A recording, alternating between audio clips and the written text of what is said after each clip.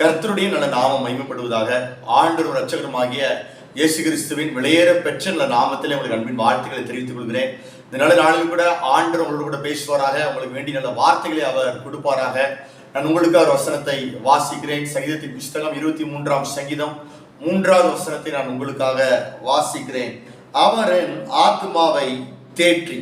இந்த நல்ல நாளில் கூட ஒரு மேய்ப்பனின் குணதிசயத்தை நாம் தியானிக்க போகிறோம். அன்றாகிய இயேசு நம்முடைய ஆத்மாவை தேற்றுவார். ஒரு மேய்ப்பன் ஆத்மாவை தேற்றுகிற ஒரு மேய்ப்பனாக அவர் இருக்கிறார்.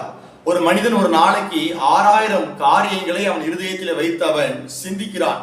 அதுல 75% காரியங்கள் தன்னுடைய சுய எதிர்பார்ப்பு மற்றும் எதிர்கால காரியங்களை குறித்தே அவன் சிந்தித்துக் கொண்டு இருக்கிறான்.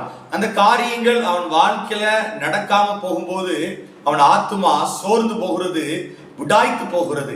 ஆண்டவர் சொல்லுகிறார், நான் உங்கள் ஆத்துமாவை தேற்றுவேன் என்று ஆண்டவர் வாக்கு கொடுக்கிறார்.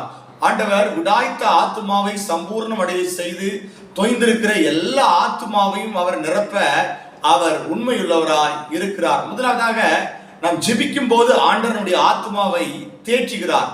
சங்கீதக்காரனாகிய தாவீது சொல்லுகிறார், என் ஆத்துமாவே ஏன் நீ கலங்குகிறாய், ஏன் உனக்குள் தீங்குகிறாய், நீ தேவனை நோக்கி காத்திரு என்று சங்கீதக்காரனாகிய தாவீது சொல்லுகிறான். ஆண்டவர் சமூகத்துல காத்திருந்து ஜெபிக்கும் போது நம்முடைய ஆத்மாவுக்கு ஒரு இளைப்பாறுதல் கிடைக்கும். நம்முடைய ஆத்மாவை ஆண்டவர் தேற்ற அவர் உண்மையுள்ளவராய் இருக்கிறார். அது மாத்திரமல்ல, வேத வசனத்தை நாம் வாசிக்கும் போது, தியானிக்கும் போது, இந்த வார்த்தையை நாம் உள்வாங்கும் போது நம்முடைய ஆத்மா தேற்றப்படுகிறது. சங்கீதக்காரன் இவ்வாறு சொல்கிறான், என் ஆத்மா மண்ணோடு ஒட்டி கொண்டிருக்கிறது, உடைய வசனத்தின்படி என்னை உயிர்ப்பியும் என்று சங்கீதக்காரன் சொல்லுகிறான்.